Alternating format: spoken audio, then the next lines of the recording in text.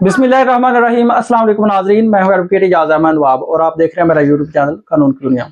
नाज़रीन, आज 9 अप्रैल को खबरें बहुत सारी हैं और तारीखी एतबार से इन खबरों की बड़ी अहमियत है, वो आपके साथ डिस्कस करता हूं। लेकिन उससे पहले एक छोटा सा स्टेटमेंट है। शाहिद खान अब्बासी साहब को आप जानते होंगे, नून लीग का कभी पावा होते थे। नून लीग की तरफ से नवाज शरीफ के नाहल होने पर उनको प्राइम मिनिस्टर बनाया गया था। ये उनकी इंपॉर्टेंस थी नून लीग में।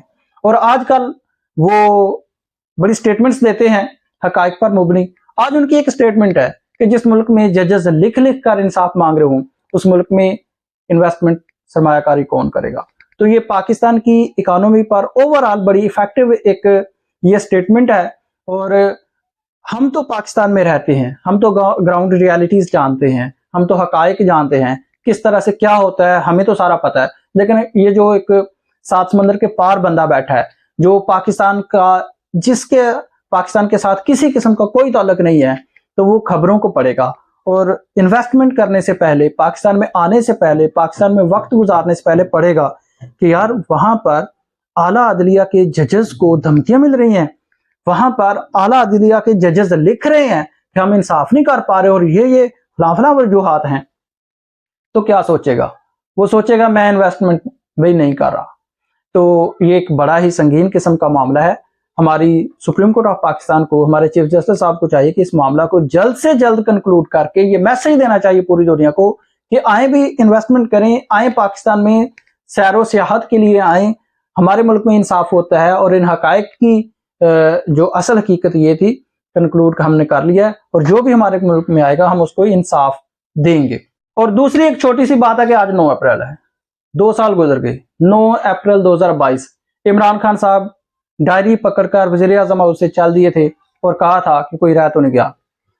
2 साल आज मुकम्मल हो गए, पीडीएम ने हुकूमत कर ली, इलेक्शन करवा लिए और इन 2 सालों में क्या क्या नहीं हुआ।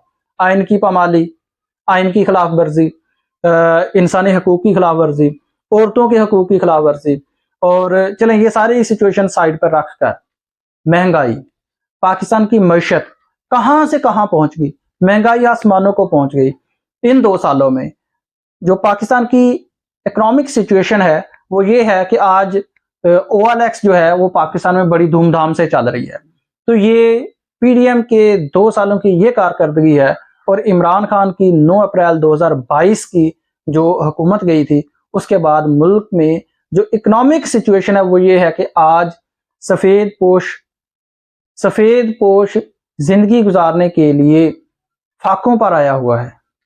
जबकि हमारे हुक्मरान जो हैं वो पूरा का पूरा टब्बर उम्रों पर चला जाता है, पूरा का पूरा टब्बर अपनी जो सियासी पॉइंट स्कोरिंग के लिए PIA की आम फ्लाइट में आता है और जो वहां पर मुसाफिर होते हैं उनको परेशान तंग करता है। अब आज की खबरें क्या हैं? इद्दत केस जो कि बनता ही नहीं था।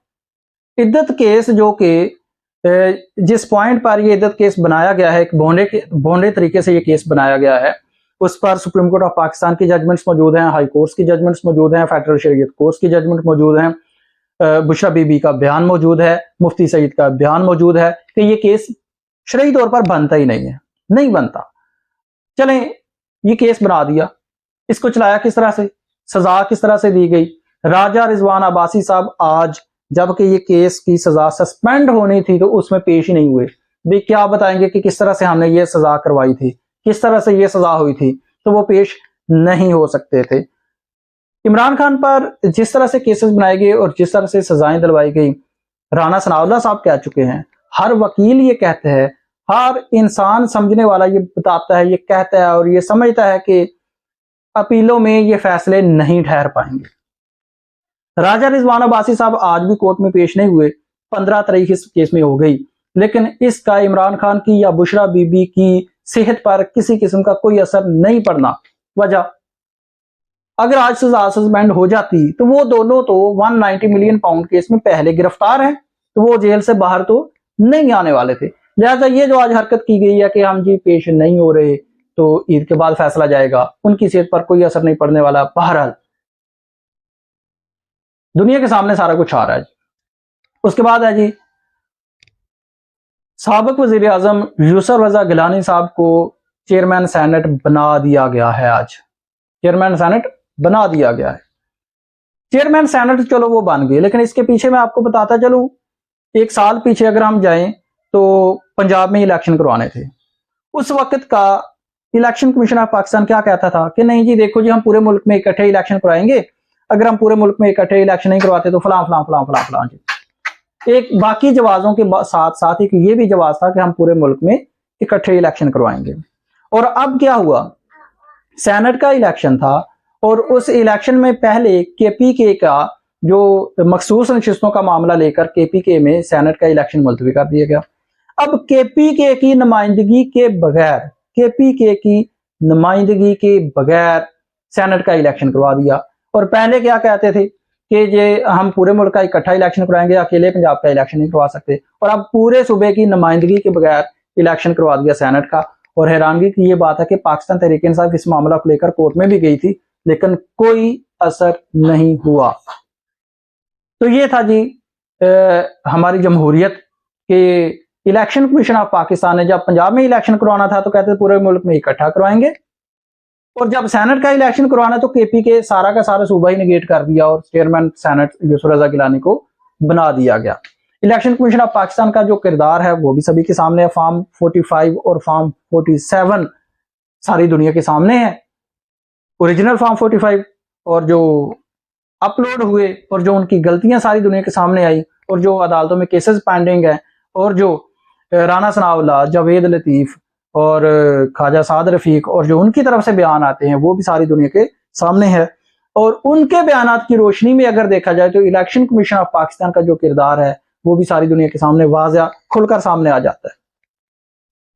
तीसरी खबर जो बड़ी तशवीशनाक है वो ये है कि इमरान खान साहब की और बुशरा बीबी की जेल में जो तबीयत है वो नासाज है। इमरान खान की तरफ से ये शिकायतें आ रही हैं, इतलात आ रही हैं सोशल मीडिया पर कि उनको बुखार की शिकायत है, लेकिन उनके जो जाती मुआलिज है शौकत खानम की टीम है उनको ब्लड टेस्ट लेने की इजाजत नहीं दी गई।